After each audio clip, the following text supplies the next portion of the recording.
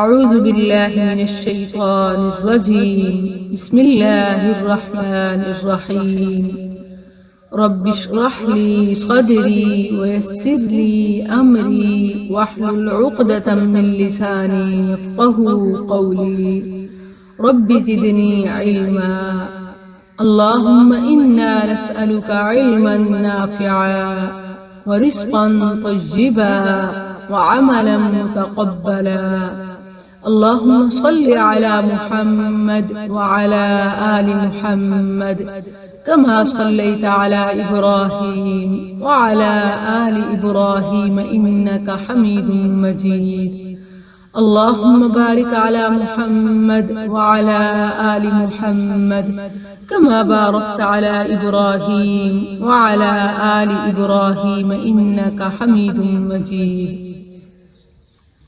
آج ہمارا سبق ہے سورۃ النحل آیت 101 سے 101، پارہ نمبر 14، ربما، وَإِذَا، اور جب، بدلنا، ہم بدلتے ہیں، تبدیل کرتے ہیں، کیا؟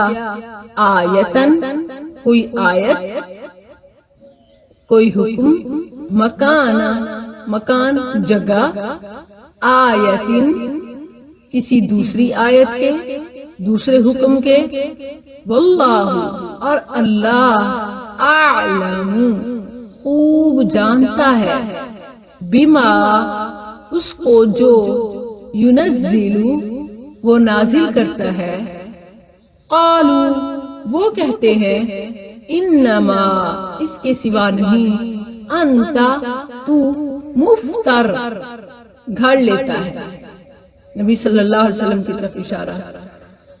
المکذبین کیا کہتے؟ انت مفتر، تو تو خود گھڑ لیتا ہے، تو مفتر، گھڑ کر لانے والا ہے، گھڑنے والا ہے، بلکہ اکثرہم، ان میں اکثر، لا یعلمون، علم نہیں رکھتے، بے علم ہے۔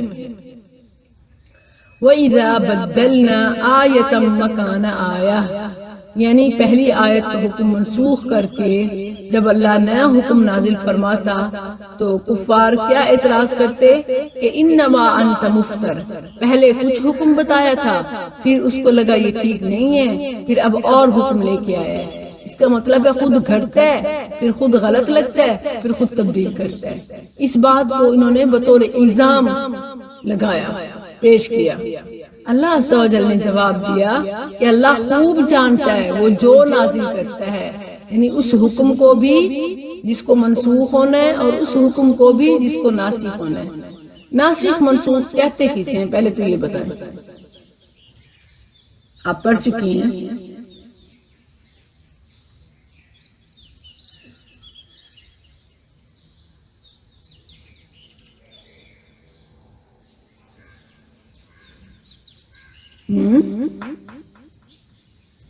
کوئی بتائے گی؟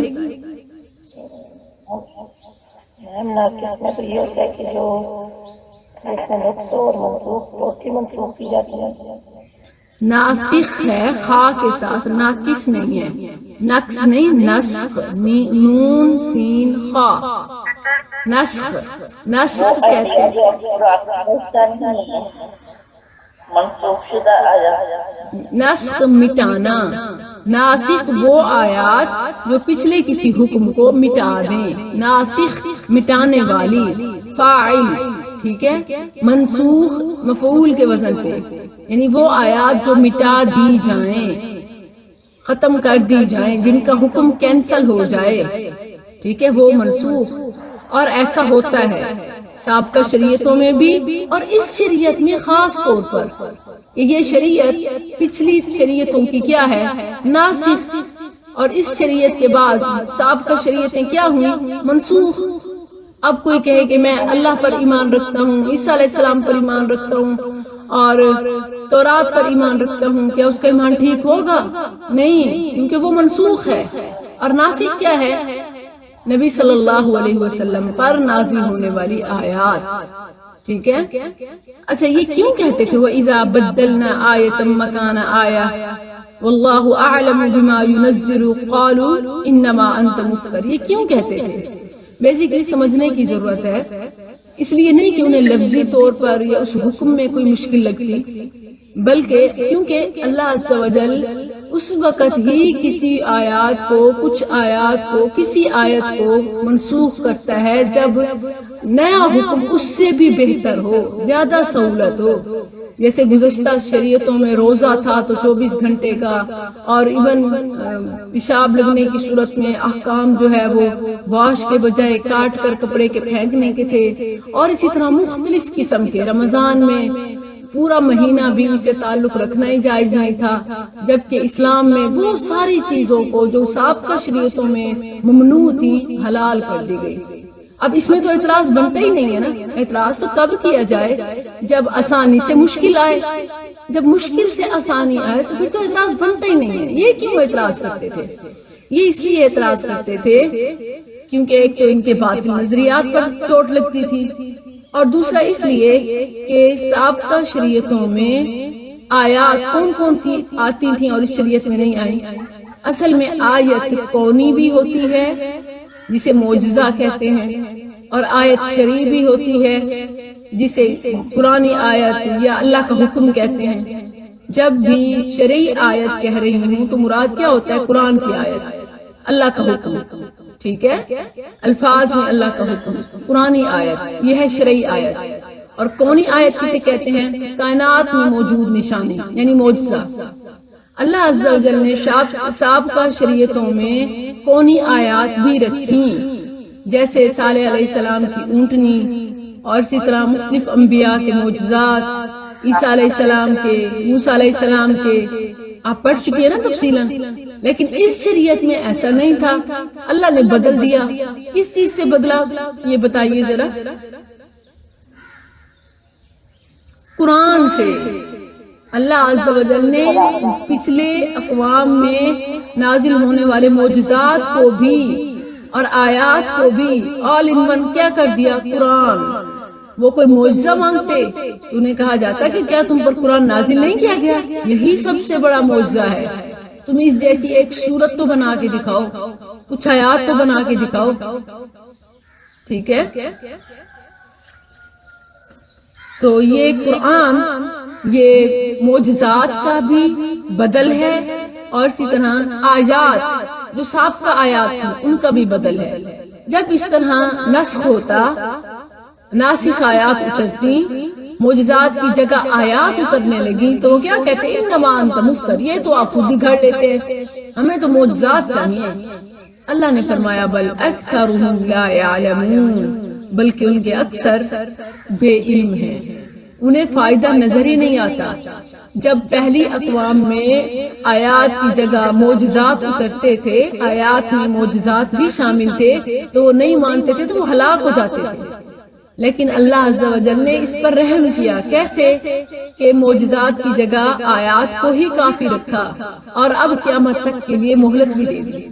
تو یہ سہولت ہے، یہ وہ کس میں فائدہ ہے؟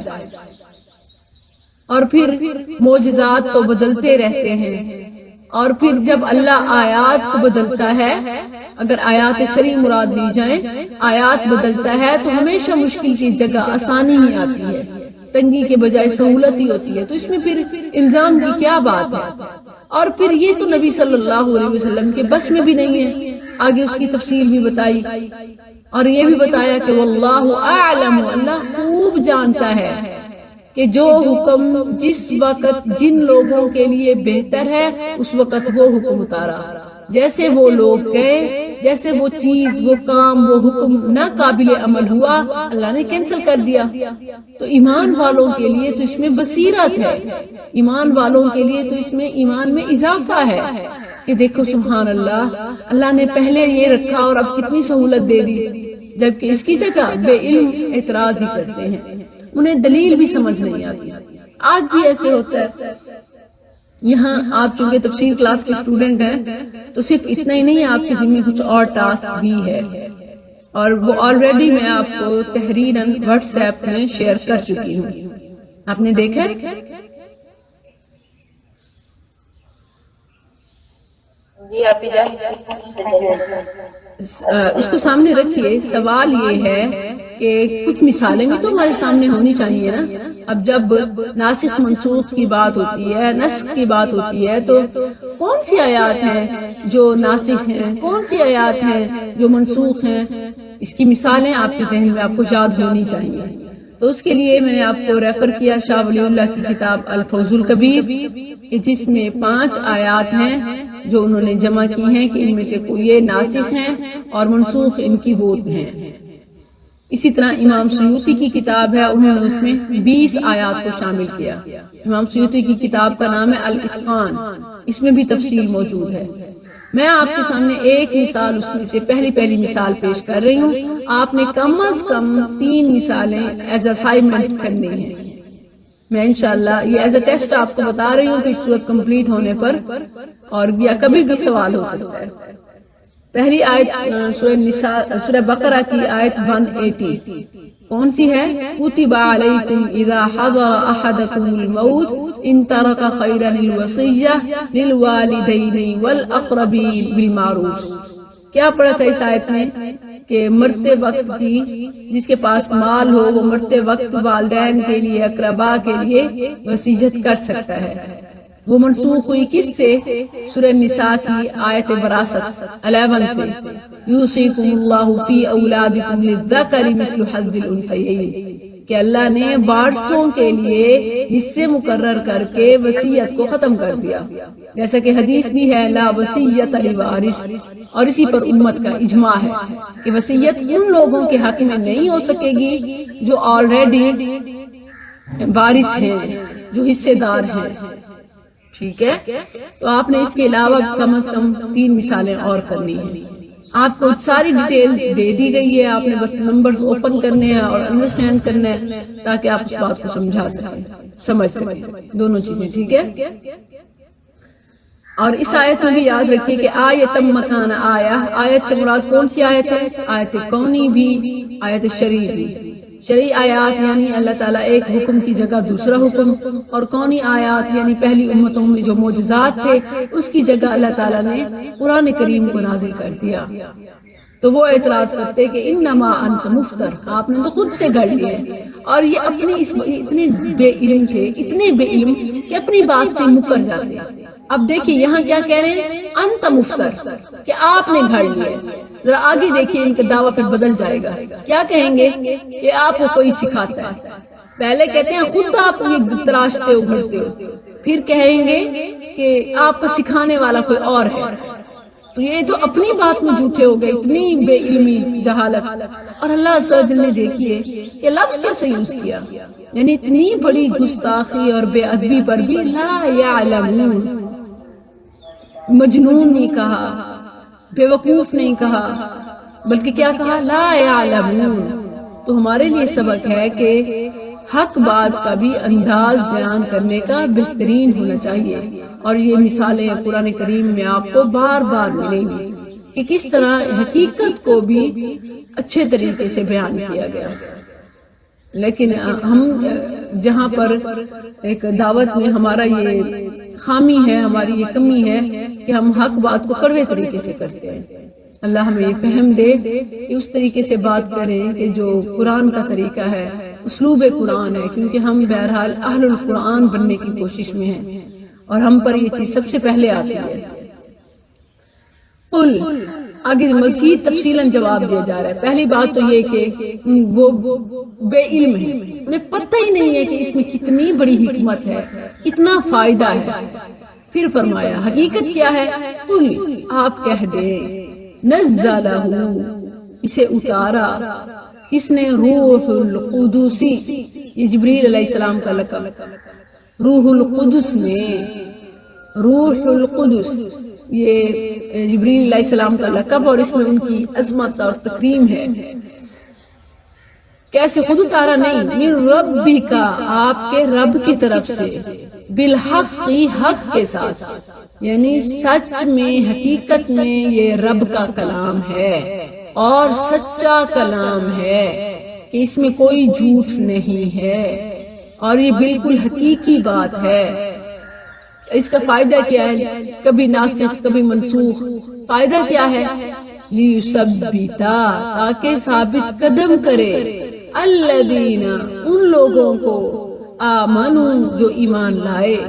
ان کے لیے تو اس میں خوشی ہے، اس میں حکمت ہے، اس میں تجدید ایمان ہے، کیونکہ وہ تو جان لیتے ہیں کہ اللہ تیرے کرشمے تو جانتا تھا کہ اس وقت لوگوں کے لیے کیا بہتر ہے، تو نے وہ حکم دیا. اب اللہ جیسے حالات بدلے، لوگ بدلے، تو نے حکم بدل دیا. اس سے ان کے ایمان میں اضافہ ہوا، ان کے ایمان مضبوط ہوئے. لیثبت الذین آمنوا، کیونکہ وہ ایمان والے بلیورز ہیں، انہیں ہر رب کے حکم پر بلیو ہے، یقین ہے. وہدا، اور ان کے لیے صرف تثبیت ہی نہیں بلکہ کیا ہے؟ ہدایت. وبشرا، اور کیا ہے؟ بشارت. کتنی چیزیں ہیں، یعنی اللہ کے ہر حکم پر بلائنڈلی آنکھیں بند کر کے یقین کرنا. ملتا کیا ہے؟ تثبیت قلب، ہدایت، بشارت. کنہیں؟ للمسلمین، مسلمانوں کو، فرما برداروں کو، جو فرما بردار ہیں، ہر حکم بجا لاتے ہیں. ان کے لیے حکم جیسا بھی ہو تثبیت کا، ہدایت کا، بشارت کا سامان ہوتا ہے. وَلَقَدْ، اور البتہ تحقیق، نَعْلَمُ، ہم خوب جانتے ہیں، أَنَّهُمْ، کہ وہ، یقولون، کہتے ہیں، انما، اس کے سوا نہیں، يعلمه، اس کو سکھاتا ہے، بشر، ایک آدمی. اب یہاں اللہ تعالیٰ نے اس کا مینشن نہیں کیا، خاص نہیں کیا، نکرہ ہے، انسان. اچھا، کیونکہ ان کے الزامات مختلف تھے. کبھی کہتے کہ بلعام، کبھی کہتے کہ ابن الحضرمی، اور صحیح جو روایت ہے اس میں عبداللہ بن مسلم الحضرمی نے بیان کی کہ وہ فرماتے ہیں کہ ہمارے ہاں 2 عیسائی غلام تھے. ایک عین التمر علاقے کا باشندہ تھا اور اس کا نام یسار تھا، اور دوسرے کا نام جبر تھا. دونوں اپنی ہی وہاں کی علاقائی کوئی کتاب پڑھتے تھے. تو بعض اوقات وہاں آتے نبی صلی اللہ علیہ وسلم کے پاس، تو آپ ان کے پاس سے گزرتے ہوئے تھوڑا ٹھہر جاتے. شکیم کہنے لگے کہ یہ اسی کتاب کا حصہ ہے اور یہ ان دونوں سے سیکھتا ہے. تو اللہ عز و جل نے یہ آیت نازل فرمائی. اس روایت کو حافظ ابن حجر نے الاصابہ میں اور دیگر محدثین نے بھی صحیح کہا ہے کہ یعنی یہ 2 غلام تھے، عین التمر کے باشندے یسار اور جبر، یہ ان کے ساتھ منسوب کرتے. لیکن دیکھیں اس بات کی طرف ایک اور مفسر ہیں آلوسی، انہوں نے اشارہ کیا کہ اللہ کی بڑی حکمت ہے کہ اللہ نے یہاں کسی کا نام مینشن نہیں کیا، کیونکہ جب مینشن کیا جاتا ہے نا اس میں یہ الزام ہوتا ہے یا یہ وضاحت ہوتی ہے، اس الزام کا رد ہوتا ہے. مثال کے طور پر کوئی کہے کہ یسار کے ساتھ، یسار اس کو سکھانے والا ہے، تو اس میں صرف یسار کی تردید ہے، باقی انسانوں کی نہیں ہے. اب چونکہ یسار کا قصور نہیں ہے، یہ بات صرف یسار کی نہیں ہے، بلکہ جبریل لے کر اترنے والا اللہ کے کلام کو مخلوق میں سے کسی کا بھی کلام سمجھا جائے تو یہی بہت بڑی بے ادبی اور گستاخی ہے. اسی لیے اللہ نے فرمایا کہ بشر، وہ یہ الزام لگاتے ہیں کہ کسی بشر نے، بشر جو بھی ہے وٹ ایور، اس سے فرق نہیں پڑتا، بس یہی کافی ہے کہ انہوں نے یہ الزام لگا دیا. ان کی یہی بے ادبی، یہی گستاخی، یہی جرت کافی ہے کہ انہوں نے کہہ دیا کہ کسی بشر نے اس کو سکھایا ہے. لسان الذی، اس شخص کی زبان، یلحدون، جس کی طرف یہ جوڑتے ہیں، نسبت کرتے ہیں، ملاتے ہیں، غلط نسبت کرتے ہیں. الہاد کہتے ہیں غلط بات کو، غلط نسبت کو. اسی لیے دین کے علاوہ جو بھی لوگ ہیں بے دین قسم کے، ان کے لیے ملحد کا لفظ آتا ہے. یلحدون، جس کی طرف وہ غلط نسبت کر رہے ہیں، یلحدون الیہ، جس کی طرف وہ غلط نسبت کر رہے ہیں. اعجمی، اجمی ہے. وہذا، اور یہ یعنی قرآن، لسان، زبان، عربی، عربی، مبین، واضح ہے. یعنی یہ قرآن فصیح عربی زبان میں ہے کہ بڑے بڑے فلاسفرز، فصیح اللسان عرب لغت دان، وہ بھی قرآن جیسی کوئی ایک آیت، ایک سورت بھی پیش نہیں کر سکتے. تو یہ کہہ دینا کہ کسی اجمی کا اس کا مقابلہ تو عربی نہیں کر سکتے، اور انہوں نے اجمی کے ساتھ جوڑ دیا، یہ کہہ دیا کہ یہ کسی بشر کا کلام ہے، جبکہ یہ کس کا کلام ہے وہ پہلے بتا دیا، نزلہ روح القدس من ربک بالحق۔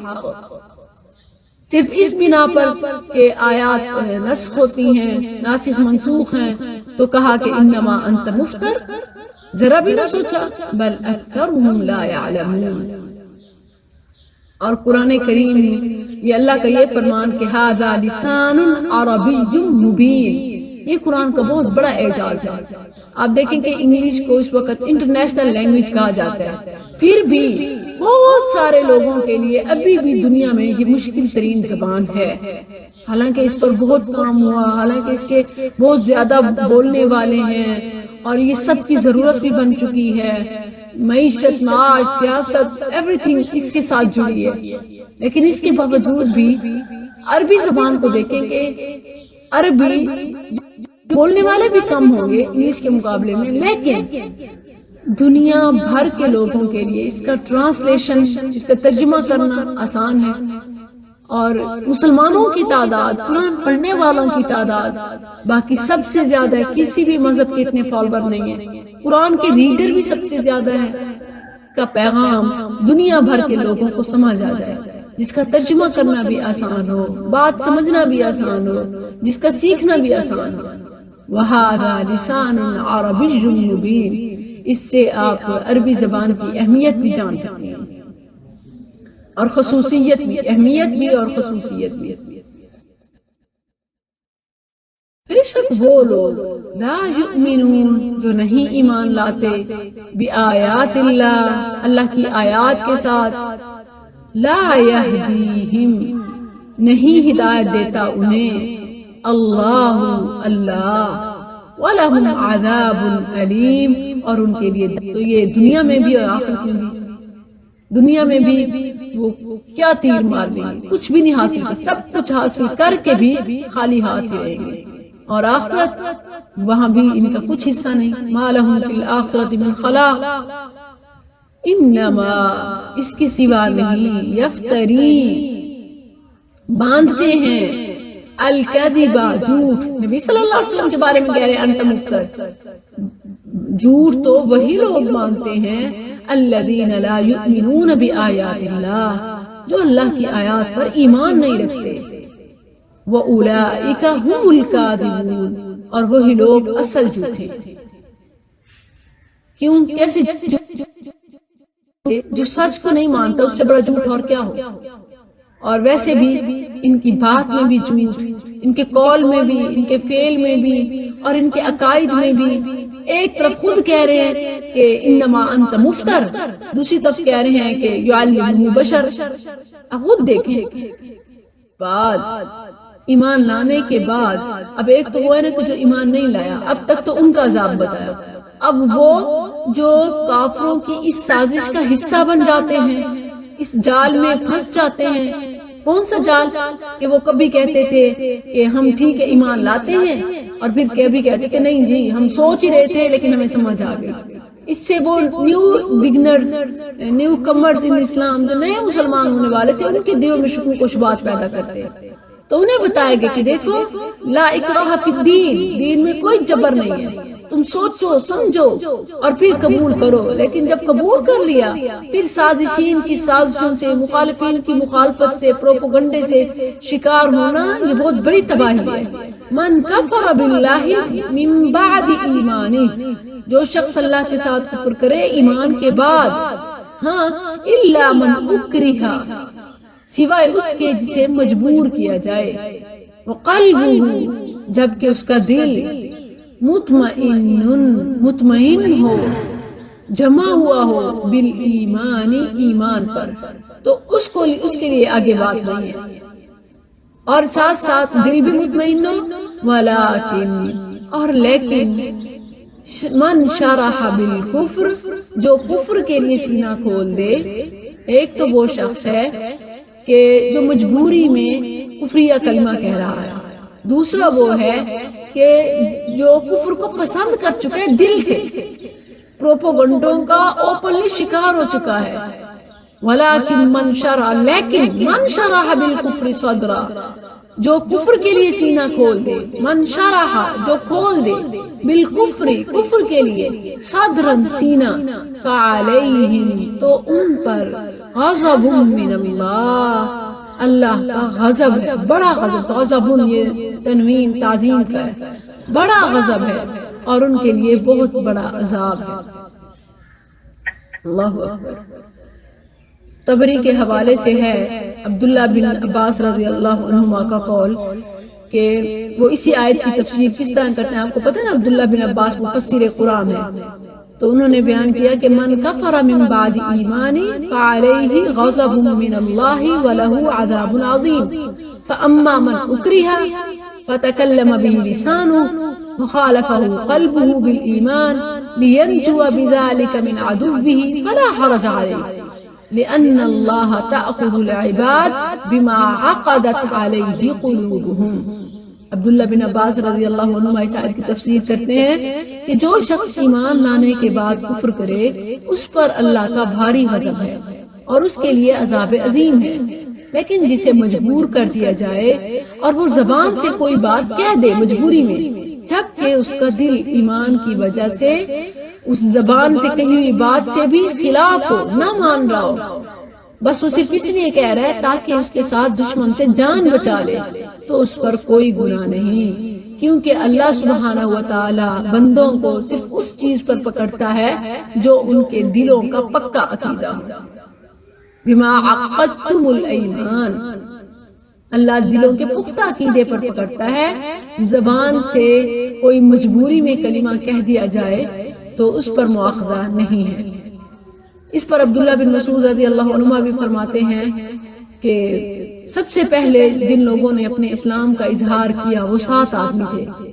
رسول اللہ صلی اللہ علیہ وسلم، ابو بکر، عمار، ان کی والدہ سمیہ، سہیب، بلال اور مقداد رضی اللہ عنہ. رسول اللہ صلی اللہ علیہ وسلم کو تو اللہ تعالیٰ نے آپ کے چچا ابو طالب کے ذریعے سے محفوظ رکھا، اور ابو بکر رضی اللہ عنہ کو اللہ تعالیٰ نے ان کی قوم کے ذریعے سے محفوظ رکھا، کیونکہ یہ قوم کے سردار تھے اور سب ان کے عیالدار تھے، سب کے ان سے مفاد جڑے تھے، تو کوئی کچھ نہیں کہہ سکتا تھا. اور اسی طرح جو باقی سب تھے مشرکین نے، وہ بیچارے کمزور تھے، مستضعفین تھے، مشرکین نے انہیں پکڑا اور انہیں لوہے کی زریں پہنا کر دھوپ میں جھلسنے کے لیے پھینک دیا. تو جتنے بھی تھے سب نے اس کے مطابق کہہ دیا جو کفار کہنا چاہتے تھے، اور وہ اس پر بڑے پریشان ہوئے کہ ہمارے منہ سے کیا نکل گیا، ہم نے کیا کہہ دیا، سوائے بلال رضی اللہ عنہ کے. بلال رضی اللہ عنہ نے اپنی قیمت، اپنی جان کو رب کے مقابلے میں بالکل بے حقیقت جانا، بے قدر و قیمت جانا کہ میری جان ہے ہی کیا، مر جاؤں گا تو کیا ہو جائے گا، کوئی فرق نہیں پڑے گا. انہوں نے اپنی جان کی پرواہ نہ کی اور وہ لوگوں کی نظروں میں بے وقت ہو گئے. وہ کیا کرتے کہ بچوں کے حوالے کر دیتے، بچے پتھر مارتے، گلے میں کپڑے ڈال کے، چیزیں ڈال کے، رسیاں ڈال کے گلیوں میں گھماتے، مکہ کی گھاٹیوں میں گھومتے پھرتے، اور وہ احد احد اللہ ایک ہے، اللہ ایک ہے کہتے رہتے. اب اس آیت میں ایک رخصت اور دوسری عظیمت کی بات ہے. ایک وہ شخص ہے جو عظیمت پر کاربند ہے، یعنی جان جائے مگر زبان سے بھی ایمان نہ جائے، زبان پر بھی کلمہ کفر نہ آئے. ان کی مثالیں ہمیں جا بجا ملتی ہیں. عیسیٰ علیہ السلام کا سولی پر چڑھایا جانا ان کے خیال میں جو انہوں نے کیا، اور پھر کلمہ کفر نہ کہنا، جبکہ اللہ عز و جل نے ان پر مشتبہ کر دیا اور بچا لیا. اللہ تو بچا لیتا ہے. عظیمت میں ابراہیم علیہ السلام کی مثال سامنے ہے، انہوں نے آگ میں ڈال دیا، ابراہیم علیہ السلام نے آگ میں کودنا قبول کر لیا، اللہ نے بے شک بچا لیا، لیکن وہ تو عظیمت پہ رہے. اسی طرح سورۃ البروج، اصحاب الاخدود کا واقعہ، یاسین، سورہ یاسین میں ایمان والے شخص کا قصہ، اسی طرح آل فرعون میں سے سورہ غافر مؤمن میں آتا ہے، جب مرد مومن نے کہا وقال رجل مؤمن من آل فرعون، کہ وہ موسیٰ علیہ السلام کے دفاع میں کھڑا ہو گیا ٹھیک ہے، یہ تمام عظیمت کی مثالیں ہیں، جبکہ اس آیت میں رخصت کی طرف اشارہ ہے۔ اللہ تعالیٰ نے رخصت بھی دی کہ کوئی جان بچانے کی خاطر اگر جسٹ آن لسان زبان سے صرف کوئی کلمہ کفر کہتا ہے یا جبر کرنے والے کے خواہش کا جملہ کہہ دیتا ہے، جب کہ اس کا دل ایمان پر ہو تو اس کے لیے کوئی گناہ نہیں۔ گناہ کن پر ہے؟ جو دل سے کفر پر ہوتے ہیں اور زبان سے کہتے ہیں، تو فعلیہم غضب من اللہ ولہم عذاب عظیم۔ اس آیت سے آپ سے سوال ہو سکتا ہے کہ عظیمت اور رخصت میں کیا فرق ہے؟ ٹھیک ہے، تو جواب یہ آیت ہے۔ عظیمت کیا ہے کہ سخت سے سخت، مشکل سے مشکل حالات میں بھی جان جائے مگر زبان پر بھی کلمہ کفر نہ آئے، یہ ہے عظیمت۔ اور اس کی بھی مثالیں ہیں قرآن کریم میں، لیکن اس کے ساتھ ہی اللہ عز و جل نے ایمان والوں کی جان کی قدر و قیمت یہ رکھی کہ اللہ نے مجبوری میں کلمہ کفر کی رخصت دے دی۔ کس طرح کہ من کفر باللہ من بعد ایمانہ الا من اکرہ وقلبہ مطمئن بالایمان ولكن من شرح بالکفر صدرا فعلیہم غضب من اللہ ولہم عذاب عظیم۔ ذالک، یہ بانہم، اس لیے کہ وہ استحبوا، انہوں نے پسند کیا، الحیات الدنیا، دنیا کی زندگی کو، علی الآخرہ، آخرت کے مقابلے میں دنیا کی زندگی ان کے لیے اتنی اہم تھی کہ وہ اپنا تو اپنا کسی دوسرے کا بھی دین پر چلنا برداشت نہیں کرتے تھے۔ تو اللہ نے انہیں کیا سزا دی؟ وَأَنَّ اللَّهَ، اور بے شک اللہ، لا یہدی، نہیں ہدایت دیتا، القوم الکافرین، کافر لوگوں کو، جو دوسروں کی ضلالت کا سامان پیدا کرتے ہیں، اللہ سب سے پہلے انہیں ہدایت سے محروم کر دیتا ہے۔ اور یہ عین انصاف ہے کہ وہ اگر ہدایت پہ آ جائیں تو ان کا کیا قصور جو ان کی وجہ سے گمراہ ہوا؟ تو اللہ نے کیا کیا کہ ایسے لوگوں کو ہدایت سے محروم کر دیا، اور یہی انبیاء کی خواہش تھی۔ نوح علیہ السلام نے بھی کہا اللہ ان کو تو تباہ و برباد کر دے، کیونکہ یہ دوسروں کی بھی ضلالت کی سامان ہے۔ لم یلدوا الا فاجرا کفارا اولئک الذین، اللہ نے کیا کیا کہ ان کے دلوں پر مہر لگا دی تاکہ انہیں ہدایت کی کوئی چیز کبھی سمجھ ہی نہ، ہدایت کی بات ان کے دل میں ہی نہ جائے۔ اولئک الذین، یہی وہ لوگ ہیں، طبع اللہ، کہ مہر لگا دی اللہ نے، علی قلوبہم، ان کے دلوں پر، کیونکہ دل بات کو سمجھتے ہیں۔ اور ایون پہلے یہ بات لوگ نہیں مانتے تھے کہ دل کہاں سمجھتے ہیں، لیکن اب دیکھیں کہ سائنس بھی ایون کان، دماغ، ہر چیز سے زیادہ دل کی اہمیت پر زور دیتی ہے کہ بات دل کو لگتی ہے، اور محاورتاً بھی یہی کہا جاتا ہے کہ بات دل کو لگتی ہے، یعنی سمجھ آتی ہے۔ اور اسی طرح دل پر ہی زنگ لگتے ہیں، دل ہی سخت ہوتے ہیں۔ طبع اللہ علی قلوبہم، اللہ نے ان کے دلوں پر، قلوب قلب کی جمع، وسمعہم، اور ان کے کانوں پر، وابصار، اچھا سمع یہ واحد جمع دونوں کے لیے ہے، اور مراد یہ سماعت یعنی سننا، وابصارہم، اور ان کی آنکھیں، اب آنکھیں اس لیے بھی کیونکہ جمع، کیونکہ ایک تو بصیرت اور بصارت دونوں اس میں آ جاتی ہیں، دونوں سے وہ محروم ہوتے ہیں۔ حق باتیں انہیں دکھائی نہیں دیتی، حق چیزیں دکھائی نہیں دیتی، حق باتیں سمجھ نہیں آتی۔ وَأَبْصَارِهِمْ، اور ان کی آنکھیں، وَأُولَئِكَ، اور یہی لوگ، ہم الغافلون، وہی غافل ہیں، یعنی اتنی غفلت میں کہ حق سچ سمجھ نہیں آتا، اور یہ بطور سزا اللہ نے ان کے دلوں پر کیا۔ کیوں؟ کیونکہ وہ دوسروں کو گمراہ کرنے کا سبب ہے، اللہ نے خود انہیں ہدایت سے دور کر دیا۔ لا جرم، کوئی شک نہیں، انہم، کہ بے شک وہ، فی الآخرۃ، آخرت میں، ہم الخاسرون، وہی خسارہ اٹھانے والے ہیں۔ کیوں؟ حالانکہ دنیا میں تو انہوں نے بہت کچھ بنا لیا، سب سے بڑی بات من چاہی زندگی گزاری، اب ان کا کیسے نقصان ہوا؟ جو انہوں نے چاہا وہ تو پا لیا، پھر نقصان کا کیوں فرمایا کہ ہم الخاسرون، نقصان انہی کا ہوا؟ اس لیے کہ انسان دنیا میں آخرت کے حصول کے لیے آیا. زندگی اتنا قیمتی ٹائم پیریڈ ہے کہ اس میں جو شخص آخرت نہیں بنا سکتا وہ جو بھی بنا لے، جو بھی کما لے، آخرت نہیں بنا سکا تو سب برباد ہے. انسان دنیا میں آخرت کے حصول کی تجارت کے لیے آیا ہے، جب وہی حاصل نہ ہوئی تو خسارے میں کیا شک ہے. ان الانسان لفی خسر. انسان خسارے میں کیوں ہے کہ وہ جس دنیا کو سب کچھ سمجھ رہا ہے وہ تو ہے ہی قلیل، وہ تو ہے ہی فنا، وہ تو ہے ہی ینفد، ختم ہونے والی، اور جو باقی رہنے والی ہے وہ نہ بنایا پھر کیا بنایا. لا جرم انہم فی الاخرہ هم الخاسرون. ثم ان ربک، پھر بے شک تیرا رب، للذین ہاجروا. اب یہ دیکھیں کہ قرآن کی خوبصورتی کہ جہاں خسارہ پانے والوں کا ذکر ہوا تو وہیں اس کے ساتھ ساتھ وہ لوگ کہ جو درمیان کے ہیں یا جن کے بارے میں سمجھ نہیں آ رہا، کہ جیسے اب ہم سوچتے ہیں کہ پتہ نہیں آخرت، دنیا بھی ہم نے چھوڑی، پتہ نہیں آخرت بھی ملے گی کہ نہیں، تو تسلی دی. ثم ان ربک، پھر بے شک تیرا رب ان لوگوں کے لیے ہاجروا، جنہوں نے چھوڑا، ہجرت کی، من بعد ما فتنوا، اس کے بعد کہ فتنے میں ڈالے گئے، یعنی انہوں نے تکالیف اٹھائیں، مصائب سہے. ثم جاہدوا، پھر انہوں نے جہاد کیا، مشقتیں کی، اسٹرگل کی. وصبروا، اور ستائے جانے پر صبر کیا.